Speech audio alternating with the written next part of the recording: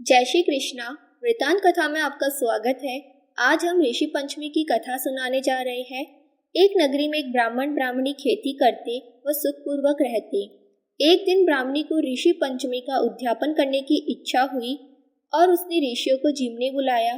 संयोगवश रसोई बनाने से पहले ही वह रसवला हो गई।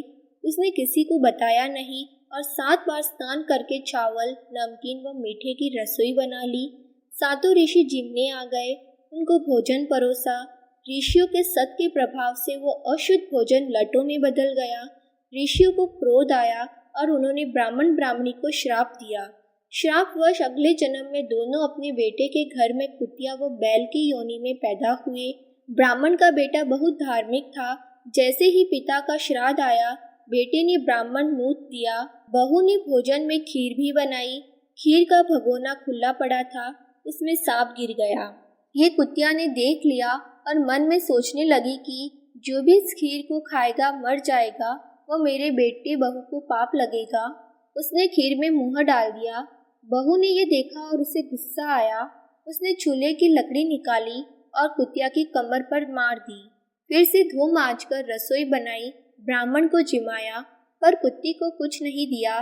रात हुई, कुतिया बैल के पास आ पूरी बात सुनाने लगी तो बैल बोला, पिछले जन्म में तूने रसवला हुई भोजन बनाया, इसी पाप से तुझे कुतिया का जन्म मिला व तेरे पापवश मैं भी बैल बना। आज मुझे भी मेरे बेटे ने दिन भर खेत में जुताया और कुछ भी नहीं खिलाया। आज का श्राद्ध उनका बेकार गया। ये सब बातें उसके बेटे ने सुन ली। उठकर बैल को चारा दिया, कुतिया को भोजन खिलाया व पानी पिलाया। मन में बहुत पछताने लगा। दिन उगते ही वो जंगल में गया। उसे ऋषि मिले तो उनके पैर पड़ सब बात बताई और पूछा, मेरे माँ बाप की मुक्ति का उपाय बताइए। ऋषि बोले, तू ऋषि पंचमी का व्रत कर। बेटे ने पूछा कि इसकी विधि क्या है।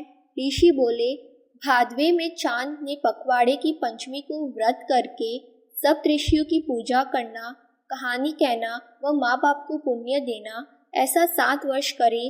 बेटे बहू ने ये व्रत किया, माँ बाप को इसका पुण्य दिया। 7 व्रत पूरे होते ही आकाश से विमान आया। बैल सुंदर पुरुष व कुतिया भी सुंदर स्त्री के रूप में आ गई। दोनों विमान में बैठकर स्वर्ग गए। हे ऋषि भगवान, जैसे ब्राह्मणी के दोष दूर किए वैसे सबके करना, उनको मोक्ष दिया वैसे सबको देना।